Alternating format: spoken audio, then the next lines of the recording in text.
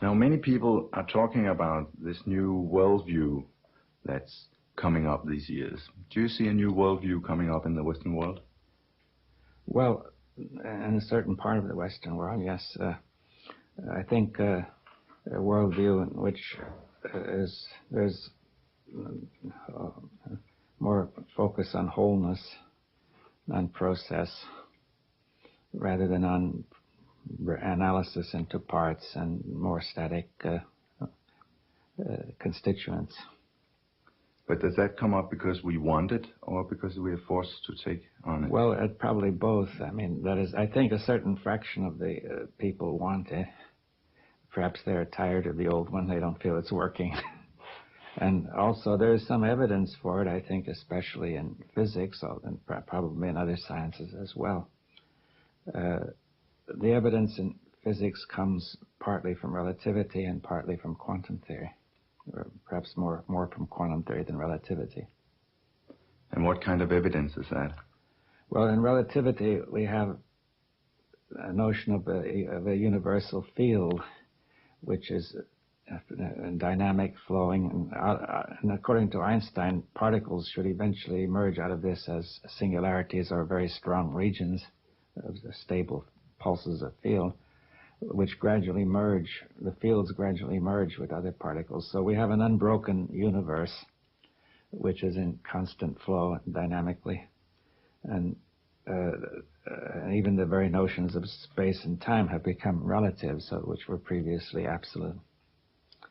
And they may even go on to singularities like the black hole or the supposed beginning of the universe, where the present laws would break down altogether, all concepts that we know.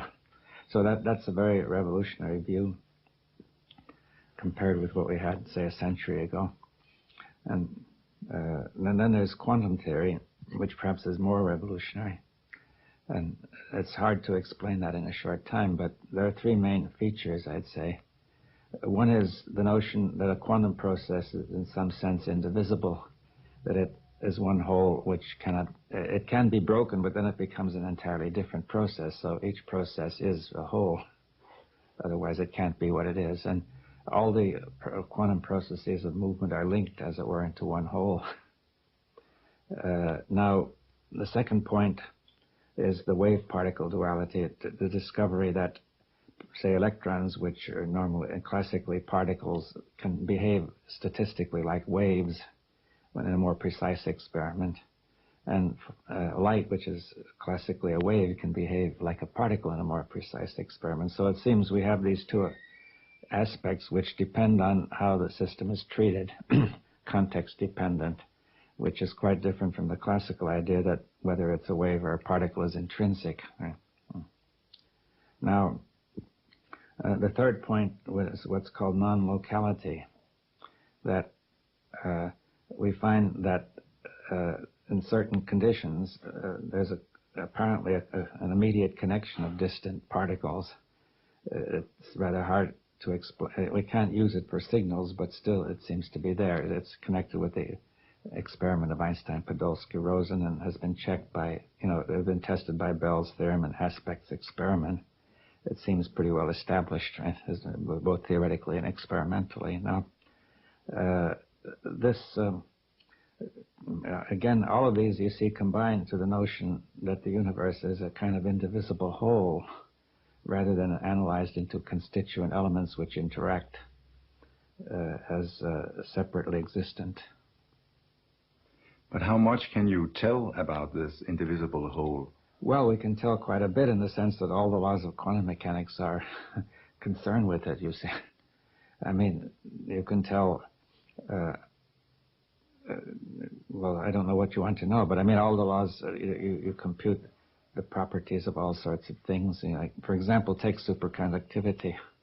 At high temperatures, the electrons will generally scatter off obstacles in metals, and therefore there will be a resistance. You see, the current flow would stop unless it's maintained by a voltage. Right?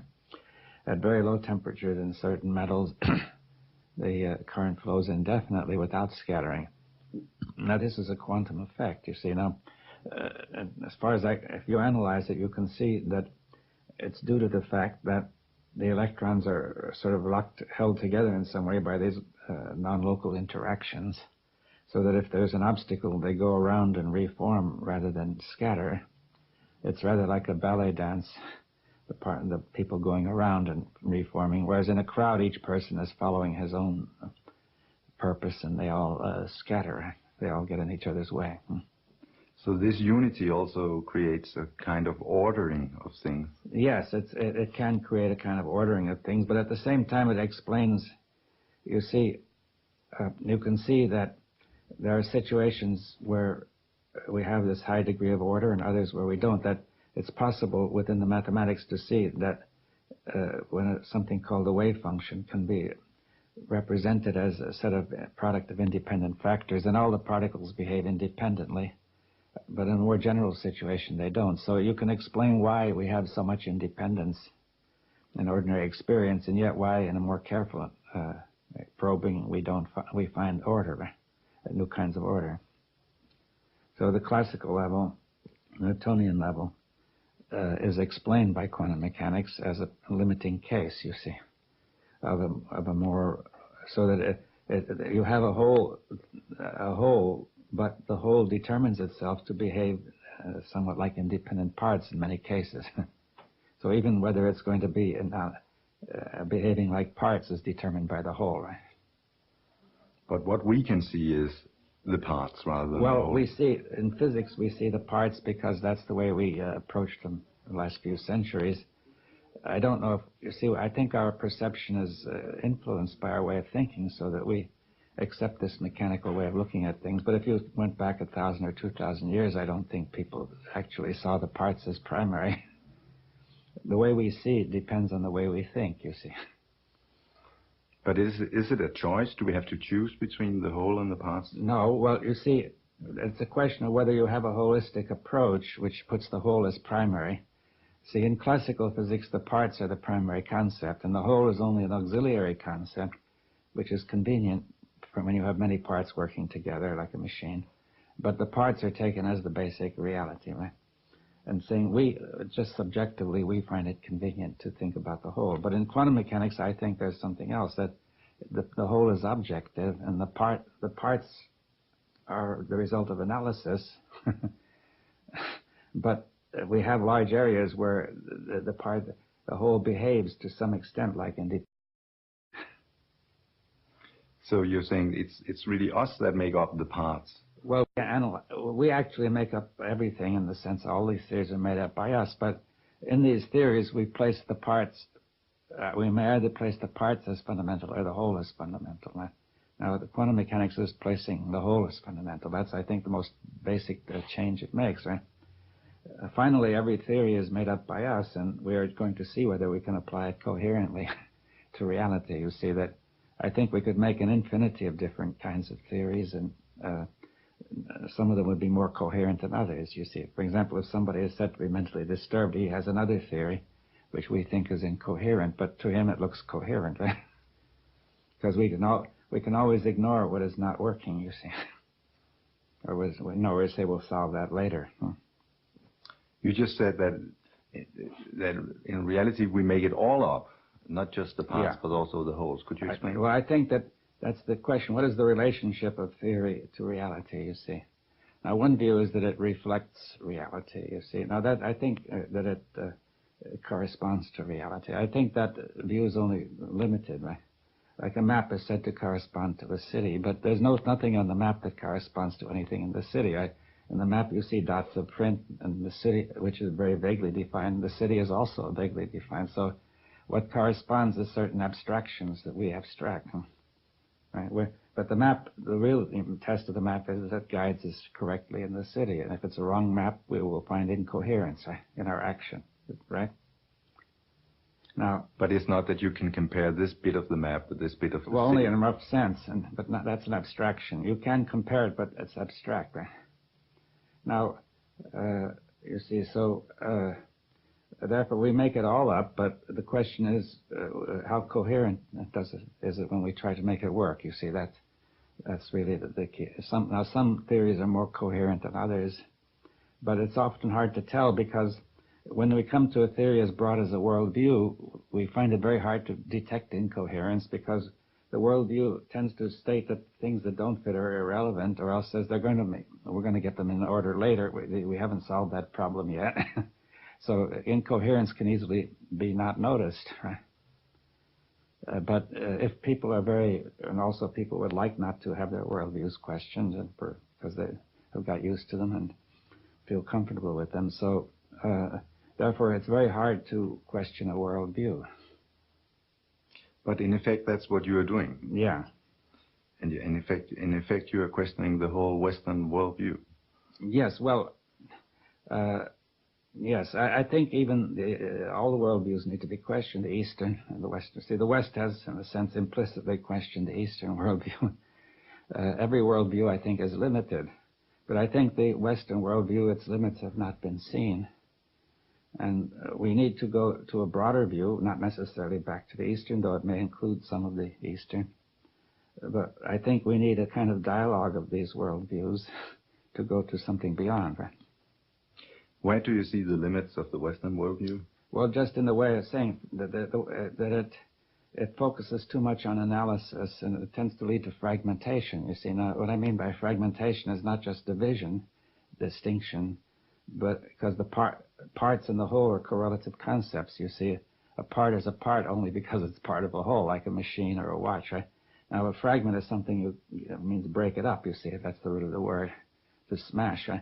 So if you smashed a watch, you would get fragments. Now, the Western view, it aims at getting the true parts of the universe, but in some ways, perhaps it gets fragments, not to some extent in physics, but much more so in fields like biology, psychology, sociology, and so on, right? But now, if you break it up falsely into fragments, then you have confused. You see, you're going to treat these as separate when they're not, and also you're going to unite what's in the fragment when it's not united, right? So it leads to confusion. So in the West, you tend to confuse the part for the whole and vice versa? Yeah, you get confused about the part and the whole because you take a fragment as an independent whole. But if you take the true whole that includes everything, it would also include you and include your perception of the whole. Yes. So could you ever tell me your way of perceiving the whole to anyone else? Well, we can have a dialogue and so begin to exchange, you see.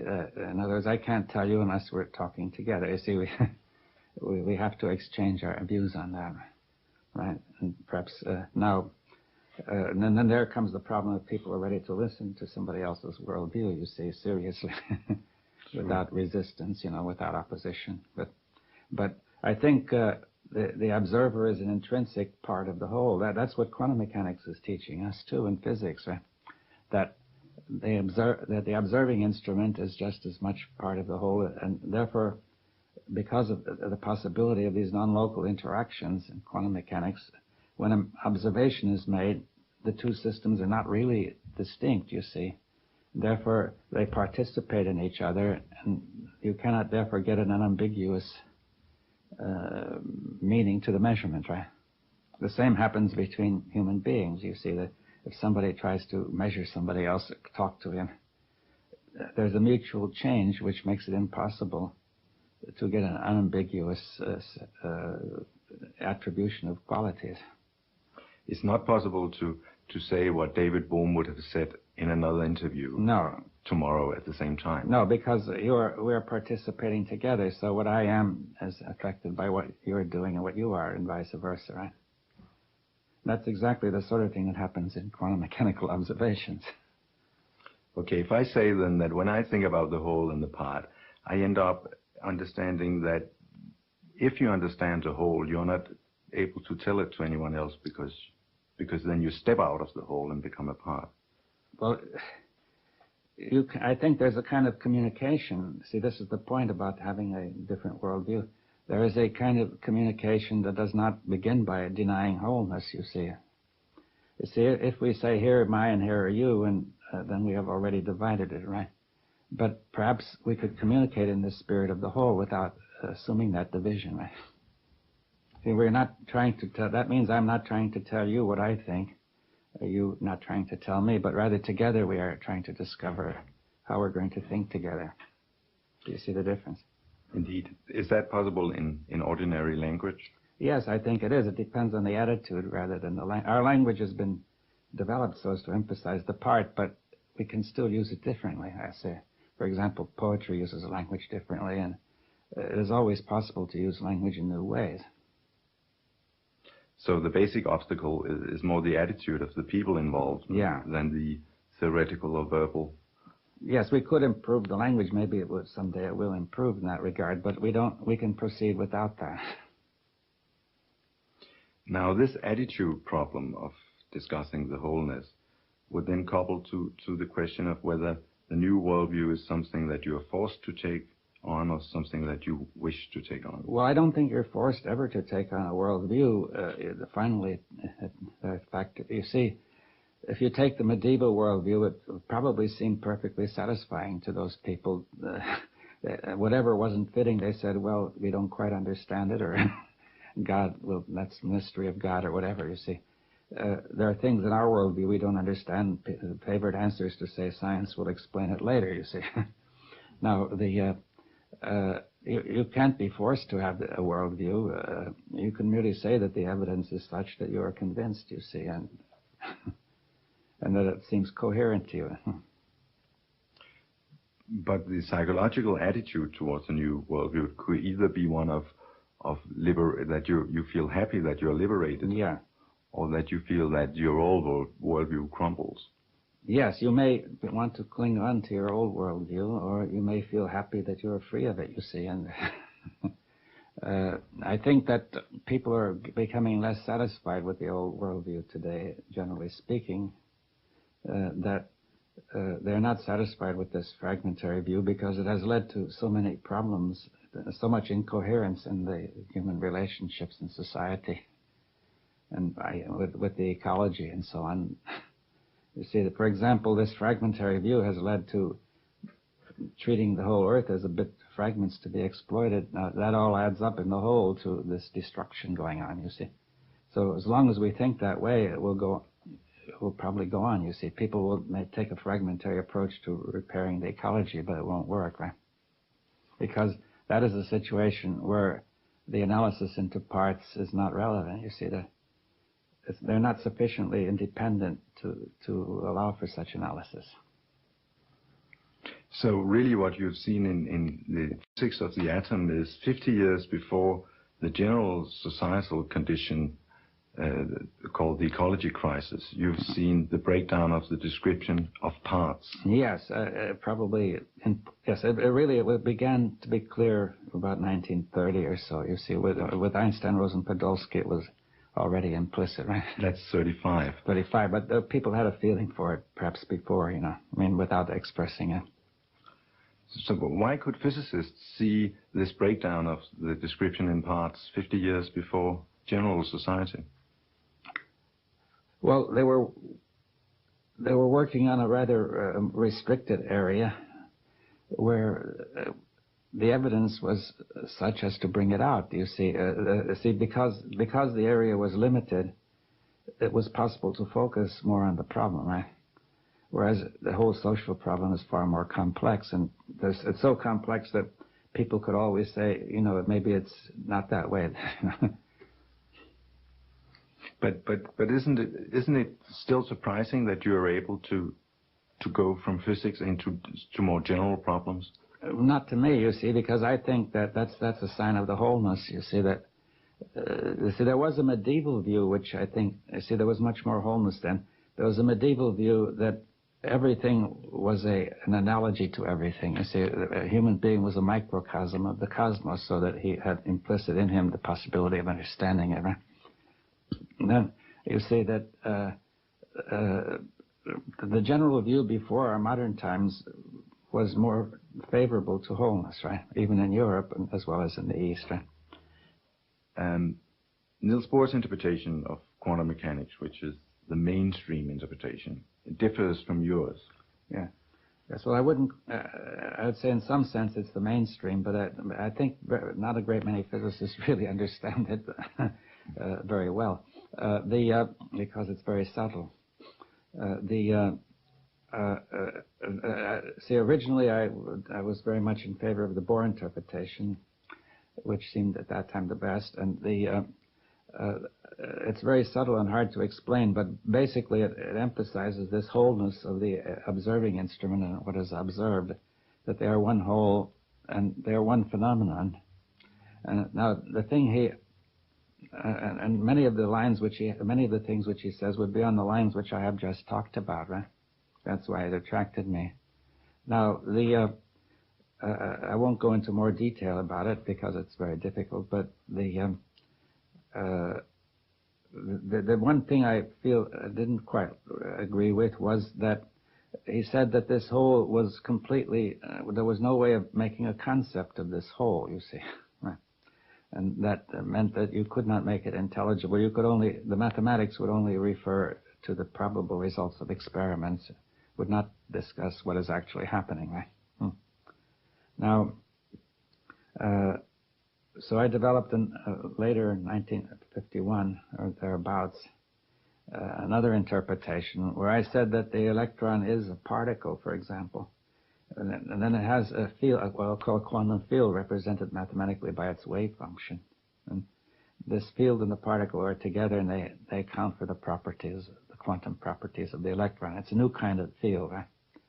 Now, we know classically we have many fields, like the electric and magnetic field. The magnetic field, for example, you see iron filings showing how it spreads through space.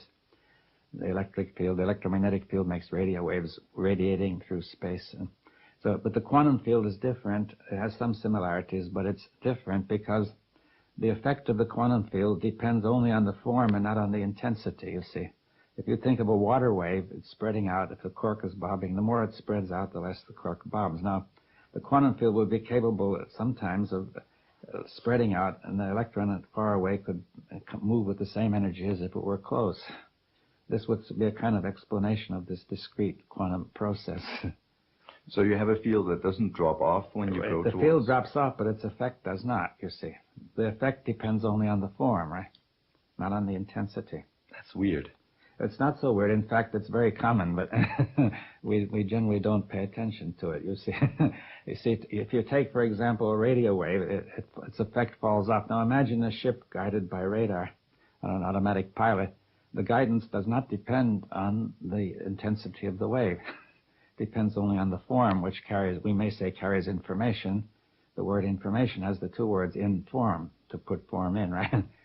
So it's like if you have a television set and you go far away from the antenna or the place where they put out the broadcast. Yeah. It doesn't mean that you don't get the broadcast. You just need a bigger receiver. Sensitive receiver, that's all, you see. So as long as it's received, it's essentially the same program, you see. So what happens is that the form of the radio wave puts form into the currents flowing in the receiver, right?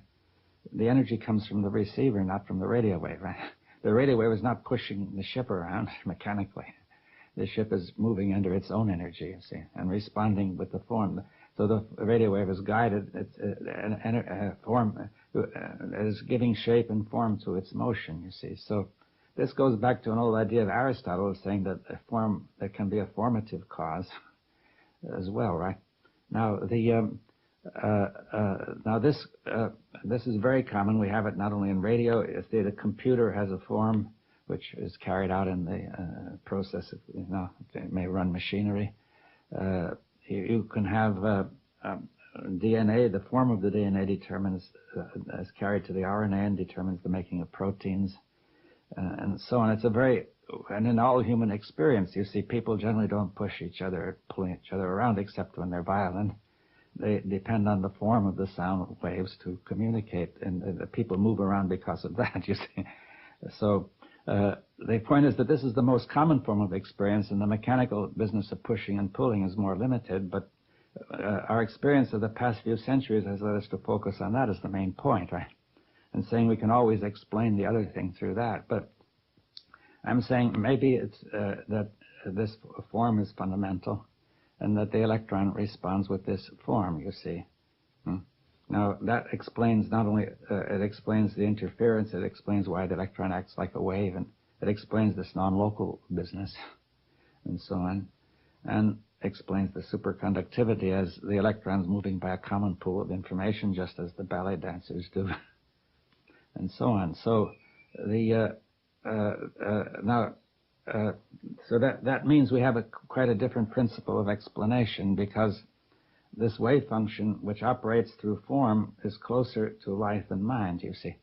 The basic quality of mind is that it responds to form and not to substance, right? And therefore, the electron has a mind-like quality, though it may not be, almost certainly not conscious in the sense we know, but consciousness may depend on much higher organization of this mind-like quality. But we could say it may have many new mind-like fields could arise, which we don't know, you see, in the human being or in life or in animals. So what you're saying is that the physical universe is really more about information than about substance? Well, I'm saying it's both, but information contributes fundamentally to the qualities of substance.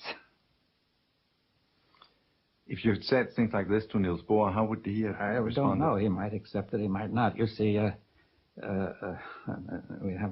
we did have some talks when I was here at the Institute, but I didn't have these ideas. I didn't have this idea about information then.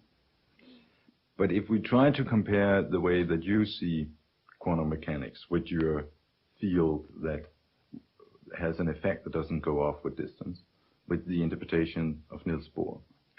Well, Niels Bohr would say that there's no way to discuss this at all, that there's nothing but a phenomenon which is a whole, and even including the two distant particles. We can only discuss the mathematics as giving the probability that certain results will be obtained, right? Now, I'm trying to say this gives an intelligible explanation, you see. Now, it requires you to accept new principles, and you would have to say that this wave field will perhaps have a more subtle substantial basis, which we don't know, that would carry it. But basically what you are doing is that you are interpreting quantum physics, the physics of atoms, in another way than the mainstream. Yes. And then and there are certain technical points where people like Niels Bohr would disagree, because he would feel that you enter discussions that human beings really cannot enter. I'm not sure why. You see, his whole Niels Bohr's discussion is extremely subtle, and it's very hard to exactly pin him down. I think he would say that there's no point to this sort of speculation. He would regard it as a kind of speculation, or which was not tied to an experimental fact, perhaps. I don't know, you see. But I feel that it's important to be able to make it intelligible, and also to show the connection between this and the whole range of experience and other fields. But there's, in effect, there's no difference at all between your view and the classical view of quantum mechanics, the Niels Bohr view of quantum mechanics, in its experimental predictions. No, they'll give the same experimental predictions, but see, I think experimental predictions is only one of the functions of a theory. That it's a theory, it's enable you to understand what's going on, to make it intelligible, right? But then when the general audience is presented with your views of the universe, it's often based on your interpretation of quantum mechanics. Do you think the general audience acknowledges that this is a very sort of minority kind of interpretation? Right, I don't know. It's hard for me to know, you see, but you see, I think that the other interpretation, the reason it's not generally known, is that it's not intelligible to them. You see, it's so abstract and difficult that they really can't understand what it says, right? See, I think this interpretation will make the whole thing more accessible to more people, and also perhaps show the connection of different fields in some sense. But in a way, what people from the Niels Bohr or Copenhagen interpretation school would say is that you're reviving a classical worldview. It's not. I say it's not classical. You see, I'd say, for example, this idea of active information is quite foreign to classical physics. You see, I'd say that the thing makes classical physics is not just the form of Newton's law, but what you say about the forces. If you say that they are of this character of information, it changes it. You see that I say that I'm going to introduce an entirely non-classical concept, which is the activity of information. You see that it contributes fundamentally to the properties of substance. Now, the fact that you still think of a particle doesn't say that it's classical, you see.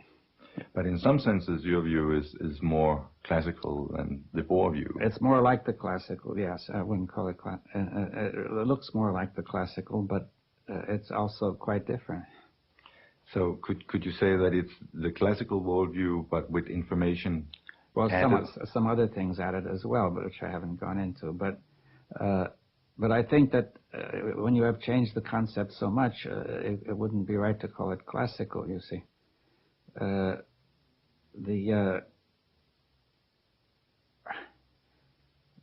See, I think the main point, it's hard to say, the main point about would be rather whether we want to take the wave function as the whole description or not. See, I add this particle, right, and say the wave function has the meaning of information that acts on the particle. Now, maybe you should explain the wave function. Yes, this wave function is a mathematical representation of the field of information, you see. In the case of one particle, it's like a wave, but it's a wave that acts according to its form and not according to its intensity. With many particles, it's more complex, you see. And in the Bohr interpretation of atomic physics, you would say that the wave function is just something that we make up to describe. We make it, well, it's something that Bohr called it an algorithm for calculating experimental results, right, in the phenomena. The wave function is part of an algorithm. You know what an algorithm is, you know? A way of calculating. A way of calculating, yeah. And no more than that. No more than that. Now, von Neumann said something a little bit different, that the wave function is a complete description of the quantum reality. Now, it's not clear whether Bohr would have ever talked of a quantum reality, because he only talked of this whole phenomenon. Right? But then in your interpretation, it's very important that the wave function is not just part of our description, but part of we regard it as part of the reality. And see, this would be, if we make an analogy to society, one view would be to say society consists of a lot of people that you could see interrelated, but another view is to say they're interrelated by information exchange, right? Saying that's crucial. Without that, the society would collapse, right? Would not. So I say that's part of the reality of the society, right? And could you elaborate on your view if you take it to societal analogies? How is your worldview if you give it as a description of human affairs and society? Yes, well, see, if we think of society, you see, if you compare, you can have every individual trying to follow his own pool of information and leading to chaos. Or you can have people trying to move together with a common pool. And of course, you can have the attempt to impose a pool, but you see, I haven't, but that might lead to a conflict with the pools that are already there. See, I think it's essential to have coherence and order and harmony, that the whole society moves together with a common pool of information, like this ballet dance, which is not imposed, right, but which is established by exchange and dialogue, right? Do you think we're moving in that direction? Well, I think potentially we are. We need to, and some people may be, but you know the general trend hasn't got very far. You see, because everything is divided into nations and religions and other kinds of groups which behave as if they were independent. You see, and when they're not, so people will have to give all that up, and they may find it hard. You see, to deal with the ecological problem, I think people will have to give a great deal of that up. So you're moving your emphasis from the persons, the individuals, the divided parts, to the information flow or the information field of society. Yes, that's right. But I say each individual contains the whole information field of society in his own way. So how? Well, it's in his mind, in his brain. You see, everything you know comes from society practically, right? It may be both information and misinformation, right? But it determines what you do, right? But you have to read books to get the information. Yes, but that comes from society, right? Books are part of society. They wouldn't exist. So I say that the individual is formed out of society, but together the individuals form society, right? Now, the individual needs to have freedom to look at all the information and determine, in his own way whether whether it's right or not. But finally, he has to be part of society. Now, or we'll call it the culture, if you like, then. So the individual,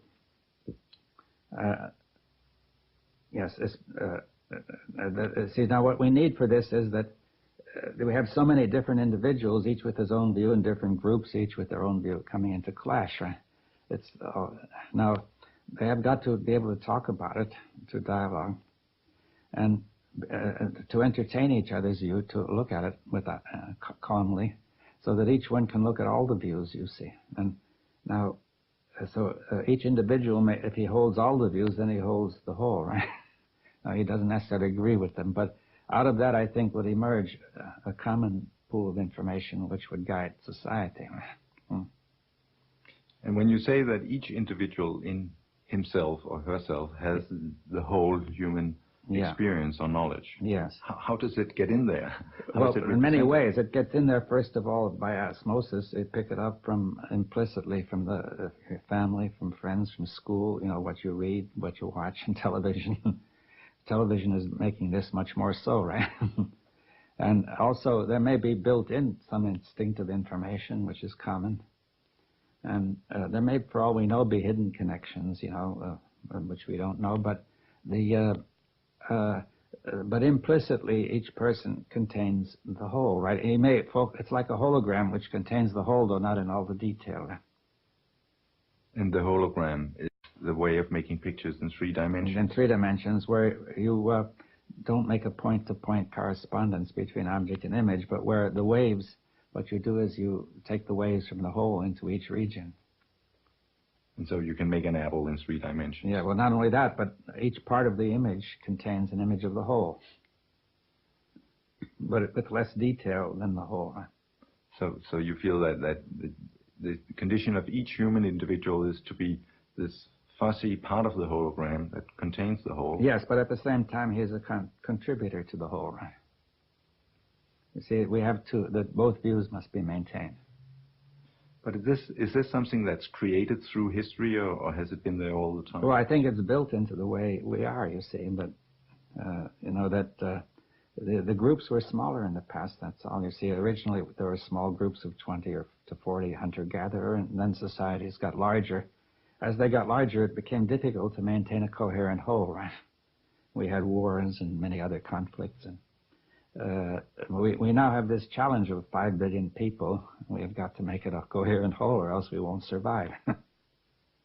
So it's an entirely new challenge. Yes, I don't think it ever was before. And your basic idea is that the architecture of human society is now such that there is an interaction between all the 5 million people at one time. 5 billion. 5 billion, sorry. But there's no actual understanding of coherence. Actually, they are a whole, but it's incoherent, right? You see, they cannot avoid being a whole. They're exchanging. Every person is according to what the others are. You see, if 2 people are enemies, each one makes the other, right? Is that clear? Each make the other an enemy. Well, what he is, you see, 2 enemies are very closely related. You see, people who hate each other are extremely closely related, except that they're in an incoherent relationship, right? One that's very destructive, but people, and hate is a very close relationship, but destructive. Now it has to be turned to something else, right? In this transition from seeing the world as parts to the world as a whole, that you think we all need to survive, there are going to be many difficulties. How do you see that transition? Well, I don't see exactly how it's going to happen. You see, I think that we are faced with these challenges, the danger of nuclear war, the danger of ecological destruction, or many other dangers, the fact that our cities are becoming difficult to live in. You see, the cars will eventually clog them up. Now, people are committed now to the view of growth, economic growth, but that is just what will destroy the planet, right? As if 5 billion people want to live at the present European, American standard of living, Japanese, and so on, then they will be like a swarm of locusts descending on the planet. So somehow there has to be a change where we say the desire for material goods has to be more limited, which means people will have to find something else in life, right? If they want to survive, you see. So there won't even be material goods if we keep this up. And you see that you'll get, say, much more carbon dioxide, much more pollution, much more everything, you see. And so there is this challenge, and I see a beginning of a movement, and especially due to the ecological challenge. Some movement has occurred on the nuclear challenge because of Gorbachev, which is encouraging. And so there is some movement in that way. The question is, will it be fast enough, you see? If we had more time, I would be much more confident. But it seems that in the past 5 years, there's been quite a change, for instance, on nuclear armaments. Yes. I think primarily due to coming of Gorbachev, you see, that he has changed the whole atmosphere. If he can sustain that, that would be very good. If other people from the West can finally move with him. So where you see the initiative these days is really in the East rather than in the West? For the moment, yes.